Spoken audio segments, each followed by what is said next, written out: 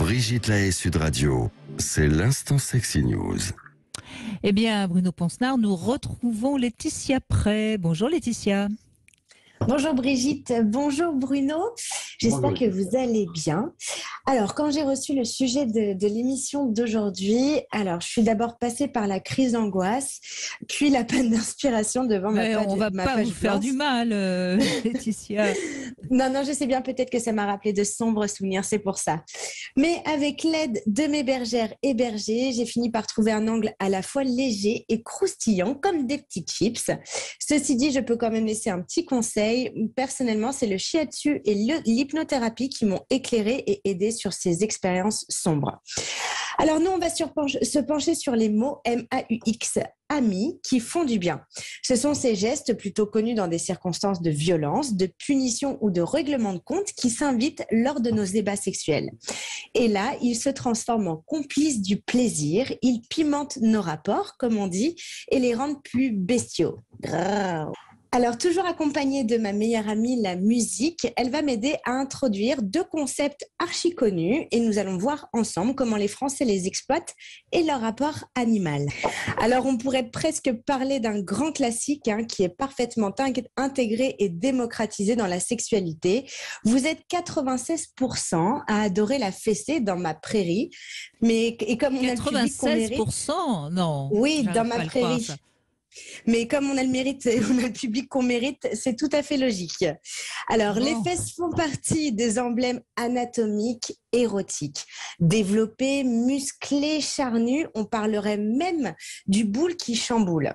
C'est le muscle le plus puissant du corps humain et son côté bombé, ouvre les portes de la caresse, de l'empoignement, mais aussi de la fessée, à condition qu'elle soit bien amenée. En tout cas, vous êtes, et ça ce sont des sondages nationaux, vous êtes 75% de femmes à aimer donner ou prendre une fessée et 61% d'hommes excités par cette pratique, mais de là à la recevoir, ça c'est une autre histoire. Un très beau score en tout cas pour la fessée. Et c'est chez la maman éléphant qu'on remarquera la pratique de la fessée pour appeler à l'ordre son petit. Alors n'oublions pas qu'elle se sert aussi de sa trompe pour caresser, doucher et nourrir son petit. Comme quoi le même outil peut servir à beaucoup de choses. Ah, la levrette, Aurel, oui. Mais là, on parle plutôt de tirer les cheveux. On appelle ça la trichophilie. C'est une paraphilie où un individu est sexuellement attiré par la pilosité humaine et plus communément les cheveux. Alors, le fait de toucher les cheveux crée des endorphines, l'hormone du plaisir. Ah, alors il me paraît assez logique que vous soyez 70% à pratiquer le tirage de cheveux pendant le sexe.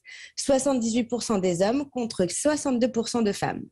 Alors dans ce geste, il y aurait comme un besoin de posséder l'autre, de jouer au dominant-dominé, d'indiquer le sens de la marche au cas où on n'aurait pas capté, monte, descend, remonte, redescend.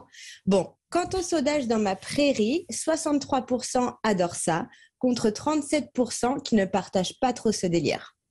Et puis j'ai cherché si un animal en particulier a pratiqué le tirage de cheveux pendant le sexe. Et dans les résultats Google, je ne suis tombée que sur la manie des chats à venir chahuter les cheveux de leurs maîtres et maîtresses. Alors entre massage, mordillage ou même tirage, il semblerait que les minous en auraient bien capté les bienfaits. Miaou. Allez, il y a les chevaux, Laetitia, il y a les chevaux aussi quand on les prépare, pour peu qu'on soit un petit peu sous leur nez, ils ont tendance à nous arracher les cheveux, oui.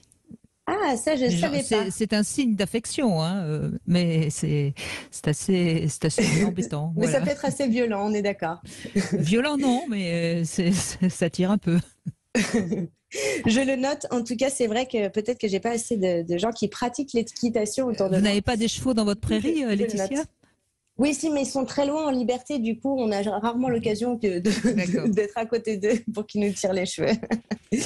Bon, en tout cas, on vient d'amorcer la pente douce vers ce qu'on appelle le SM soft. Ce sont tous ces gestes aux attributs sauvages qui peuvent nous faire frissonner pendant le plaisir. Les morsures, les griffures, comme de l'abandon à nos pulsions qu'on apprend à canaliser toute notre vie. Et ça, c'est bien. Mais la sexualité est un domaine où l'on peut conjuguer avec notre partie animale. Ça permet de sortir un peu de notre sphère sociale. Et oui, pour mais apprécier tout ça... Excusez-moi, je vous coupe, mais je crois qu'il faut quand même faire réagir Bruno Ponsnard. Attention, encore une fois, parce que cette violence qui est consentie doit en effet être consentie et pas du tout signe d'une agressivité qui serait quelque part là, à ce moment-là, de la violence. Hein. On est bien d'accord, c'est entre adultes consentants, tous les deux, que ça doit se passer. Hein. Tout à fait. Alors, comme on est dans le sujet de la violence conjugale, j'essaie d'être en pâte avec les gens qui écoutent et qui pourraient dire, mais ça risque de banaliser la violence. Et donc, c'est vrai que dans la sexualité et l'intimité, c'est vraiment un moment de partage et un moment, c'est un jeu, c'est une mise en... Absolument. C'est important de faire la différence. Tout à fait. C'était pour moi une façon de prendre... d'apporter un petit peu de légèreté parce que je suis sûre que vous allez avoir des témoignages peut-être assez compliqués et toujours compliqué de parler de ce genre de choses et c'est très bon et vous allez pouvoir aider beaucoup de personnes. Moi, il s'agissait Bien sûr, non, mais Laetitia, on a bien compris que pour vous, c'était pas du tout en corrélation avec la réelle violence, mais c'est important de bien préciser parce que on pourrait, certains pourraient jouer sur justement l'ambiguïté, si je puis dire. Hein.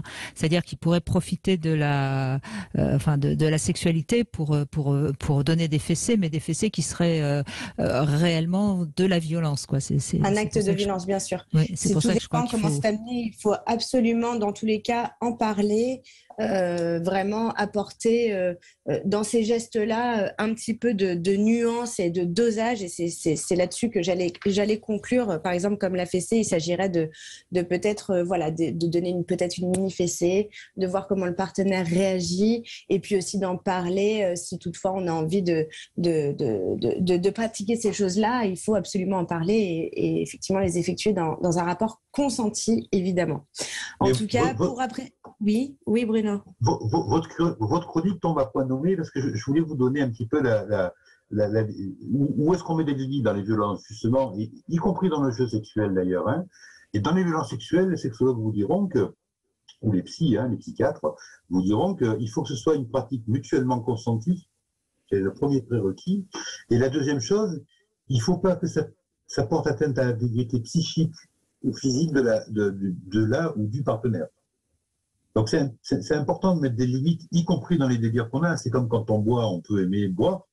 Par contre, on ne peut pas boire jusqu'à être dans un état éthylique qui fait qu'à un moment donné, on va se déresponsabiliser, on va libérer des choses et avoir des conduites inappropriées. C'est exactement la même chose dans ces jeux, ces mises en scène sexuelles qu'on peut avoir sur la fessée, le tirage de cheveux, la levrette, tout ce qu'on veut. On ne doit pas porter atteinte à l'intégrité physique ou psychique de l'autre. Voilà. C'est dit. Exactement. Merci Laetitia, en tout cas. Merci beaucoup. En tout cas, pour apprécier tout ça, moi je voulais dire qu'il était nécessaire quand même de calculer la bonne dose avec son partenaire.